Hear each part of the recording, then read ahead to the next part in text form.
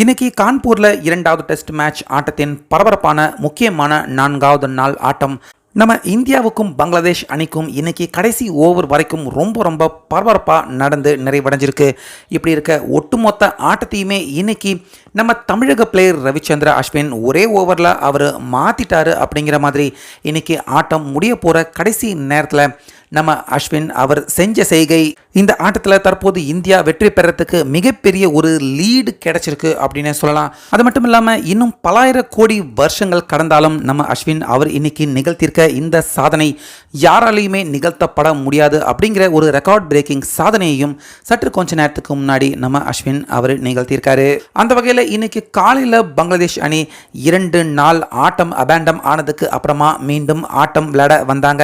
இப்படி இருக்க 233 ரன்னுக்கு நம்ம இந்தியா பங்களாதேஷ் அணியை ஆல் அவுட் செய்ய அடுத்து ஃபர்ஸ்ட் இன்னிங்ஸை பேட்டிங் பண்ண வந்த நம்ம இந்திய அணி T20 ஆட்டம் மாதிரி பந்தை வீணாக்காம 285 ரன்கள் வரைக்கும் எடுத்து ஆட்டத்தை டிக்ளேர் செய்ய தொடர்ந்து இன்னைக்கே இரண்டாவது இன்னிங்ஸை விளையாட துவங்கின பங்களாதேஷ் அணி இந்த மேட்சை எப்படியாவது ட்ரா செய்யணும் அப்படின்னு விக்கெட்டை இழக்காமல் ரொம்ப நிதானமாக பந்தை வீணாக்கிக்கிட்டு பொறுமையாக விளையாண்டுக்கிட்டு இருந்தாங்க.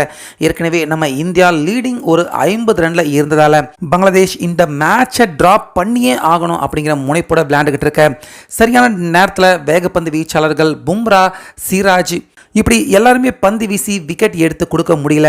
ஆனால் நம்ம அஸ்வின் தான் பார்த்தீங்கன்னா 2வது ஓவரில் இருந்தே பந்து வீச வந்தார். சரியாக 8வது ஓவரில் விக்கெட், அதுக்கப்புறமா 10வது ஓவரில், அதாவது இன்னைக்கு மேட்ச் முடியறதுக்கு முன்னாடி வீசப்பட்டிருந்த கடைசி ஓவர்லையும் பார்த்தீங்கன்னா அஸ்வின் ஒரு விக்கெட்டை எடுத்து ஆக மொத்தம் 11 ஓவர் மட்டுமே வீசி 2 விக்கெட்டுகள் பங்களாதேஷ் அணிக்கு சரிவை அஸ்வின் ஏற்படுத்தியிருந்தார். ஸோ அந்த விக்கெட்டோட சேர்த்து தான் நம்ம அஸ்வின் இதுவரைக்கும் உலக அளவில் யாருமே இனி நிகழ்த்தவே முடியாத அந்த ரெக்கார்ட் சரித்திர சாதனையை நிகழ்த்தியிருந்தார்.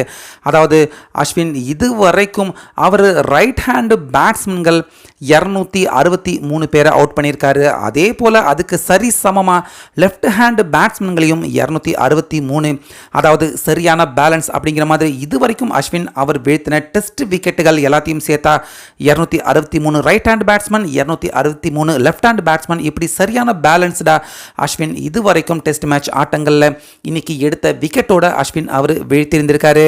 அதோடு மட்டும் இல்லாமல் அதே ஓவரில் அஸ்வின் அவருக்கு இன்னொரு விக்கெட் எடுக்கிறதுக்கான வாய்ப்பும் கிடைச்சிருந்தது. ரோஹித் சர்மா ரிவ்யூ எடுக்காததால் அந்த 3வது விக்கெட் இந்திய அணிக்கு கிடைக்காம போக இன்னைக்கு ஆட்டம் முடிகிறப்ப 2வது இன்னிங்ஸில் 26 ரன்னுக்கு 2 விக்கெட்டை இழந்து பரிதாபமான நிலைமையில தான் இப்போ பங்களாதேஷ் அணி அவங்க இருக்கிறாங்க.